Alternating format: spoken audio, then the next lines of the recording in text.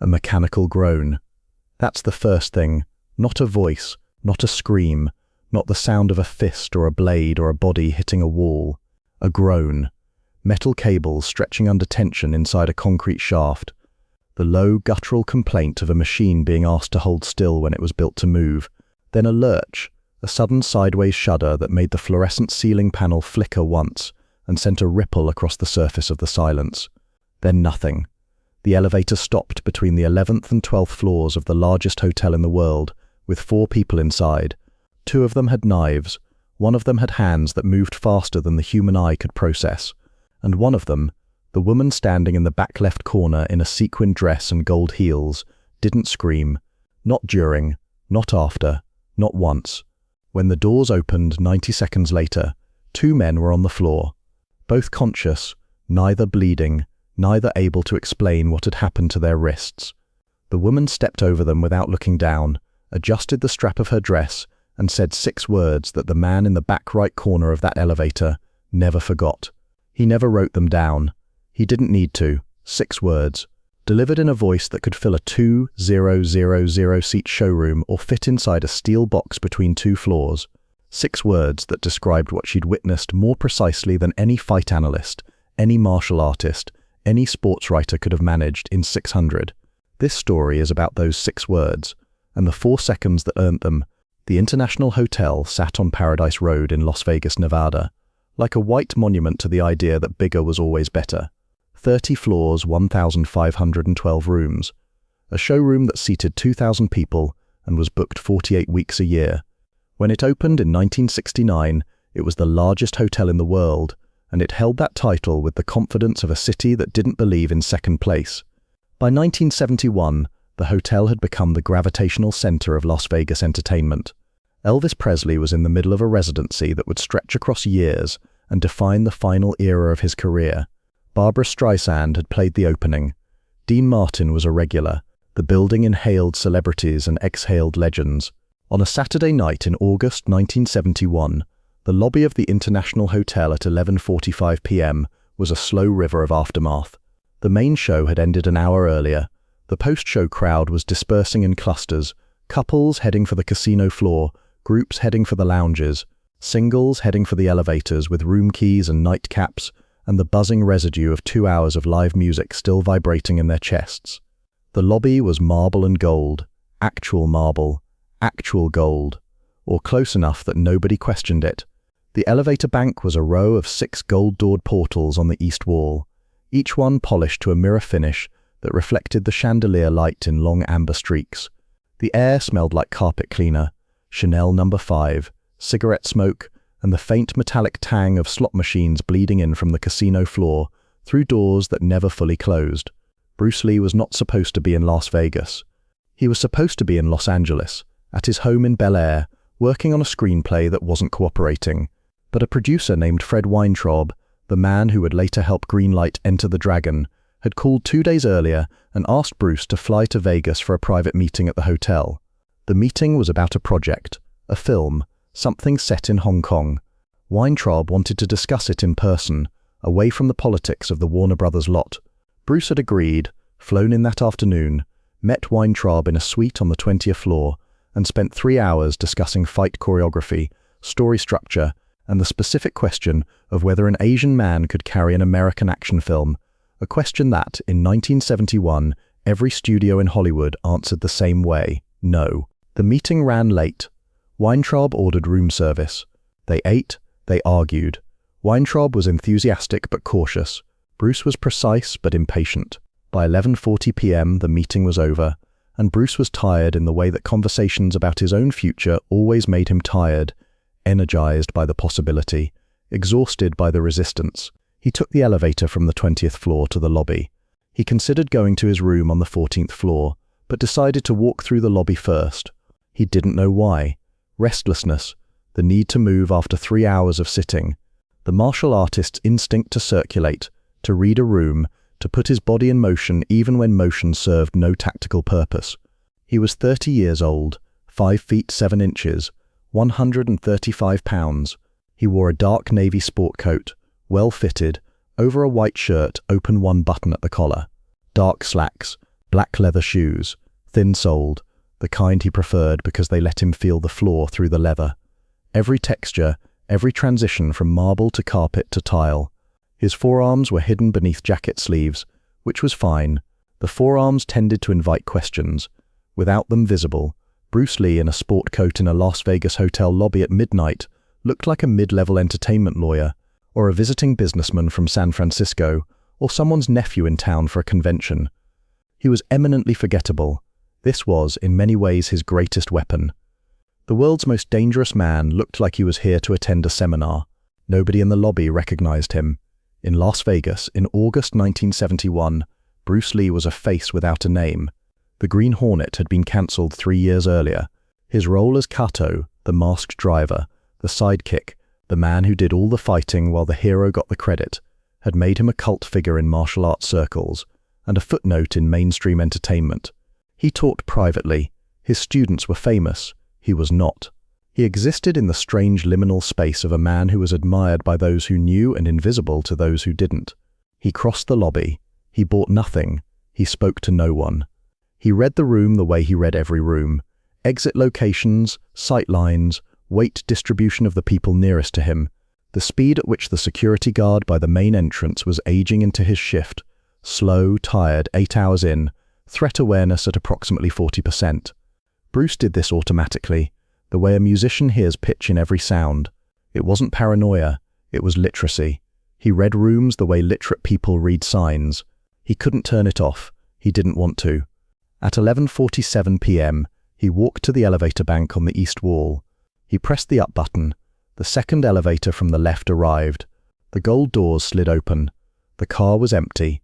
Fluorescent light hummed inside a steel box approximately 6 feet wide, 8 feet deep, and 8 feet tall. Mirrored back wall, brushed steel sides. A panel of buttons numbered 1 through 30. A handrail at waist height. A small security camera in the upper right corner. Its red light blinking at a rhythm that suggested it was recording, but that no one was watching. Bruce stepped inside. He pressed 14.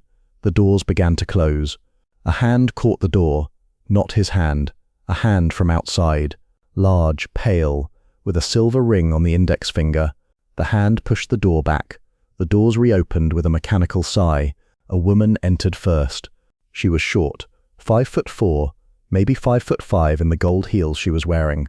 She weighed approximately 120 pounds. She wore a sequined dress, dark, somewhere between black and midnight blue, cut just above the knee, sleeveless, the kind of dress that doesn't just reflect light but interrogates it, breaking every photon into 100 fragments and scattering them across any surface within reach. The fluorescent ceiling panel of the elevator lit up the sequins and threw tiny constellations across the steel walls, the mirrored back panel, the ceiling, Bruce's sport coat. She walked into the elevator and the elevator became a planetarium. Her legs were the second thing Bruce noticed, after the hand that caught the door. Not because he was looking at her legs, because her legs were impossible not to notice. They were muscular in a way that most women's legs in 1971 were not. Defined, taut, the calf muscles sitting high and round with the dense configuration of a dancer or a performer who worked a stage 5 nights a week in 3-inch heels. Her quadriceps were visible above the knee, the vastus medialis defined enough to cast a small shadow. These were not gym legs, these were performance legs. Legs that had been built by thousands of hours of movement, not exercises. Movement, spinning, lunging, dropping, recovering, working a stage with the total body commitment of someone who treated performance as a physical discipline, equal to any sport. She pressed the button for floor 12. She moved to the back left corner of the elevator. She stood with her back against the steel wall, her clutch purse held in both hands at her waist, and she settled into the posture of a woman who was used to standing in small spaces and making them feel large. Her presence didn't shrink to fit the elevator. The elevator expanded to accommodate her. She hummed, low, rhythmic, a melody that moved in a circular pattern, 4 bars that repeated with slight variations each time. A song that didn't exist yet. A song she was composing in real time from the residual energy of whatever performance she had delivered earlier that evening. Her humming was quiet but precise, each note placed with the confidence of someone who had been using her voice as a precision instrument since she was a teenager. The sound filled the elevator, the way a small fire fills a dark room, not with volume, but with warmth. Bruce noticed one more thing, her left forearm. Between the gold bracelet on her wrist and the hem of her sleeveless dress, a strip of skin was visible. On that strip, a bruise. Yellow-green at the edges, darker toward the center. Approximately a week old, the shape was specific, not round like a bump against a table, not linear like a scrape against a doorframe. 5 marks, parallel, slightly curved, the shape of fingers, the shape of a grip. She didn't hide it, she didn't display it. The bracelet covered most of it, and the angle of her arm kept the rest in shadow. But under the fluorescent light of an elevator at close range, the bruise was visible to anyone who knew what a grip bruise looked like. Bruce Lee had spent his entire life studying how the human body breaks. He knew what a grip bruise looked like. He said nothing. He looked away. The doors began to close again. A second hand caught them. 2 men entered together, side by side, moving quickly, slipping through the gap just before the doors met. The first was tall, 6'1", approximately 190 pounds, wearing a brown leather jacket over a dark shirt, his hair cut short, his jaw square, his eyes flat. The second was shorter, 5'9", approximately 175 pounds, in a dark windbreaker zipped to the sternum, his hands in his pockets, his weight favoring his left foot. Neither man pressed a button. They stood near the doors, facing inward, toward the interior of the elevator, toward the 2 people already inside. This was the first wrong detail. People who enter elevators face the doors. It is one of the most universal and unconscious human behaviors in modern life. You step in, you turn around, you face the doors, you watch the numbers climb. You do this because the doors are the exit, and human beings face exits. It is not a choice. It is an instinct inherited from every ancestor who ever stood in a cave and watched the opening. These men faced inward. They faced the people. Bruce registered this in under a quarter of a second. He registered 6 additional details in the next 2 seconds as the doors closed and the elevator began to rise. The tall man's right hand was in his jacket pocket. The pocket hung lower than an empty pocket would. The hand was gripping something. The shape pressed against the leather was narrow, straight, approximately 4 inches long. The shorter man's weight sat on his left foot. His right foot was turned outward at 15 degrees. This meant either an old injury on the right side or a concealed object on the right hip that altered his stance. His right hand was in his windbreaker pocket. The pocket didn't hang lower. The object was lighter, but it was there. Neither man had pressed a button. Neither man was watching the floor numbers. Both men were watching the woman. The elevator passed the 5th floor. Bruce shifted his weight. The movement was invisible to anyone not trained to see it. His center of gravity dropped 2 inches. His feet moved 1 inch apart. His knees softened from lock to slightly bent. His hands, hanging at his sides beneath the sport coat sleeves, opened. Fingers relaxed. Palms turned slightly forward. A person watching Bruce at that moment would have seen nothing change.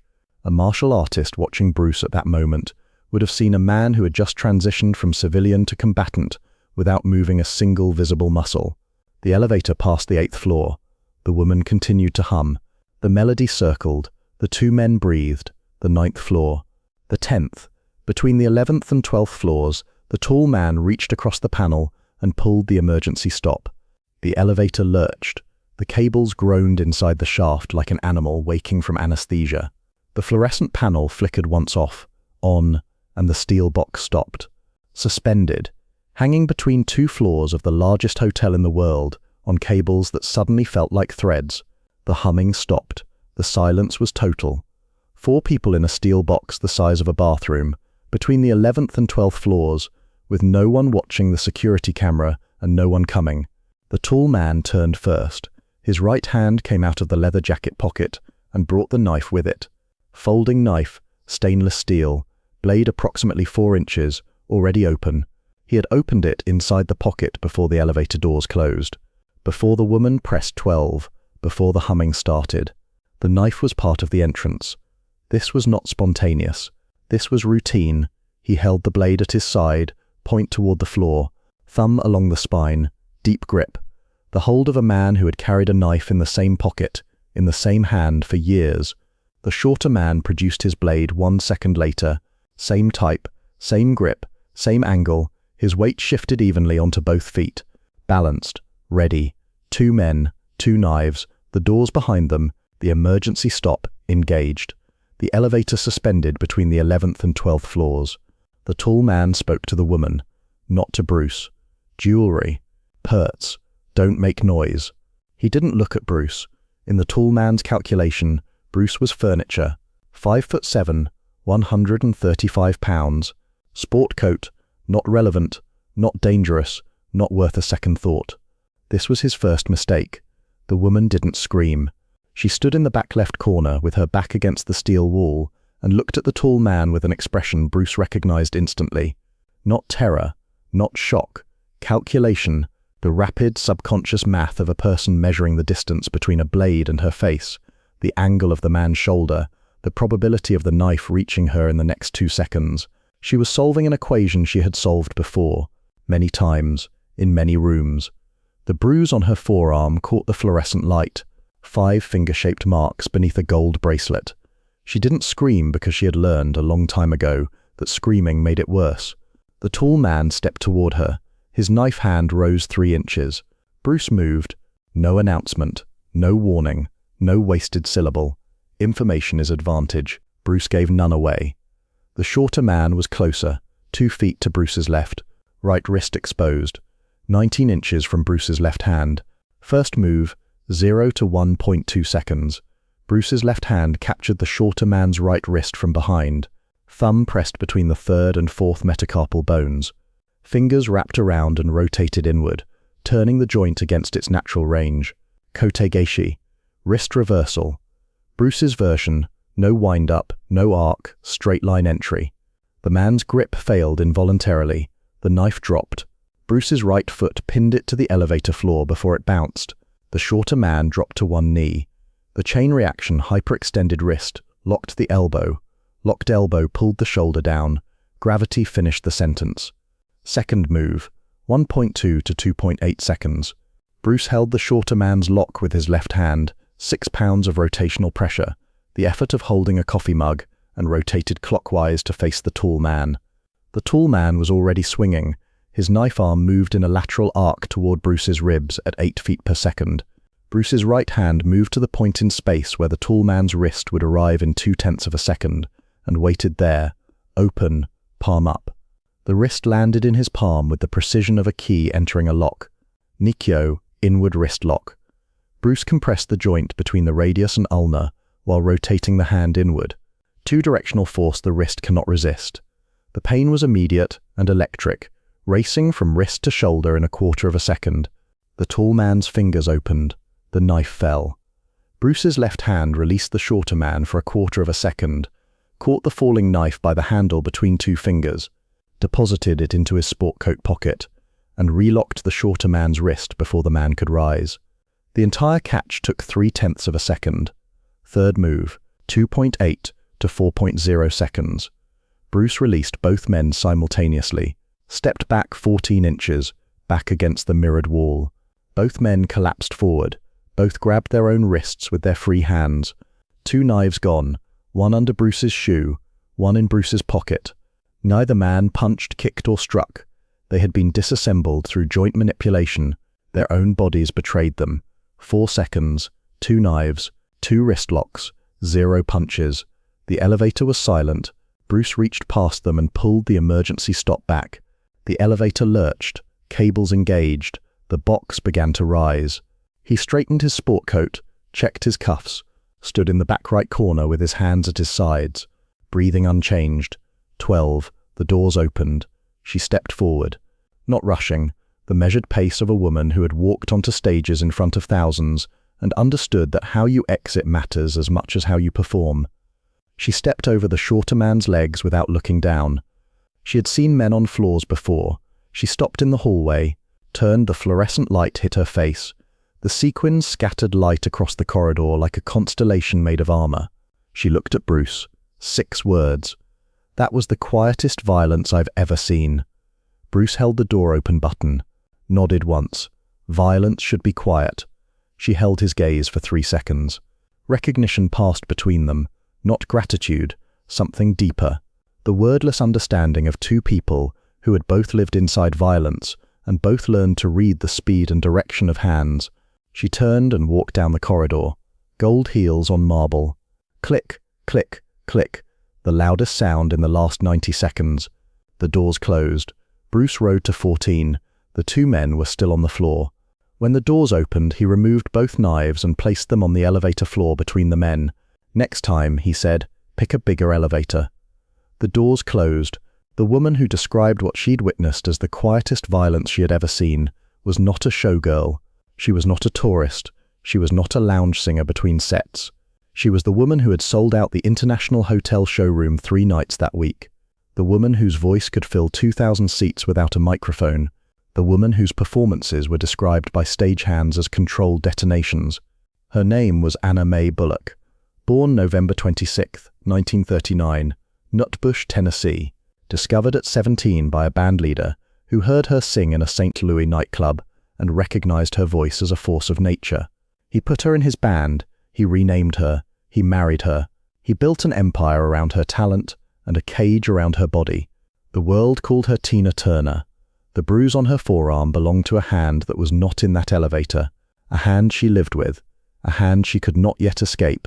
That story is not this story, but the bruise is why she didn't scream. She had been trained not to by years of surviving a man who punished noise. She watched Bruce disarm 2 men without raising his voice or his heart rate, and she saw something she had never seen. Violence without enjoyment. Hands that were precise, controlled, and carried zero pleasure. For the first time in years, the silence that followed felt safe. Bruce was in his room less than 4 minutes when the phone rang. Front desk, a guest on floor 12, her voice on the line. The man in the elevator. I didn't get your name. Bruce Lee. Pause. The martial arts man, Steve McQueen's teacher, among other things. She asked him to come to the 12th floor, a small lounge at the end of the corridor. 2 leather chairs, a window overlooking the strip. He found her in the chair closer to the window. She had changed. Black pants, loose blouse, long sleeves covering both forearms, the gold bracelet still on her left wrist. Without the heels, she was 5'4". Without the sequins, she was quiet. Without the stage, she was a woman in a chair with her hands in her lap, and a bruise she was covering, and a question she had been carrying since the elevator doors opened. You didn't hit them, she said. I didn't need to. Most men hit because they want to. Most men hit because they don't know another way. She looked at her bracelet, rotated it with her thumb.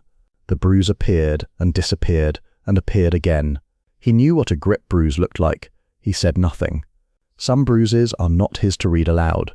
I've lived with violence my whole adult life, she said. It's loud, it's sloppy, it's personal. What you did in that elevator was none of those things.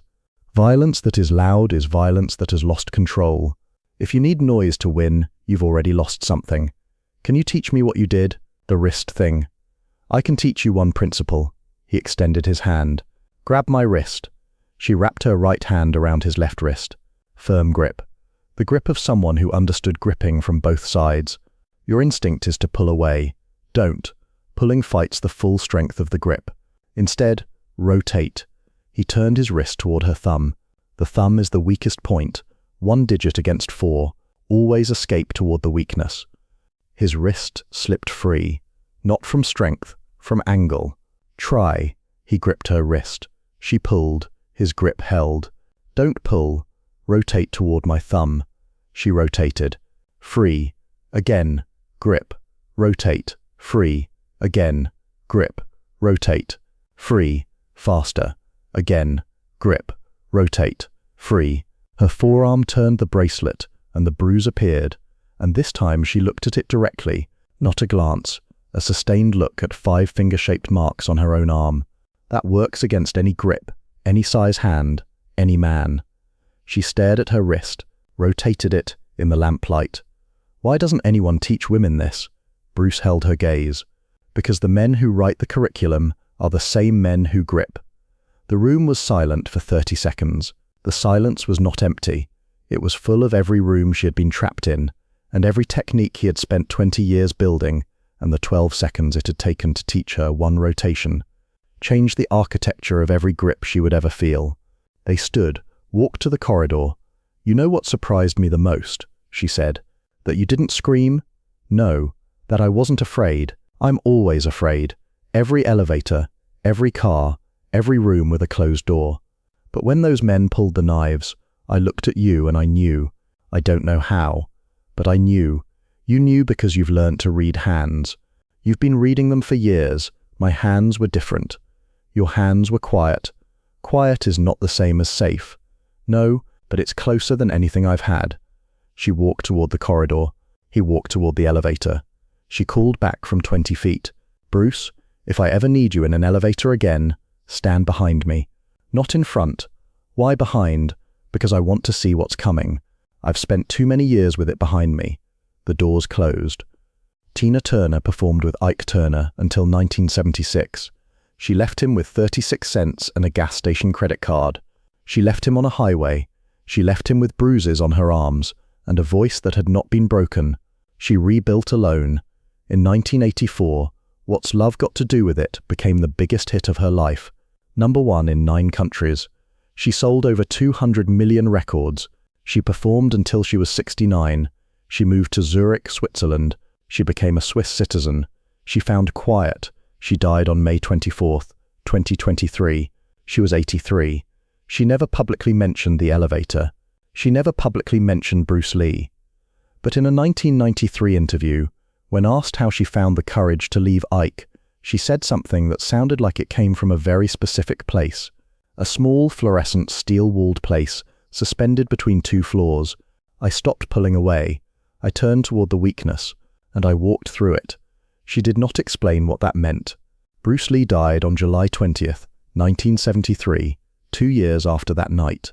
In his training journal, among hundreds of pages of technique, there is no entry about the elevator, no mention of 2 knives or 2 wrist locks or gold heels stepping over a body.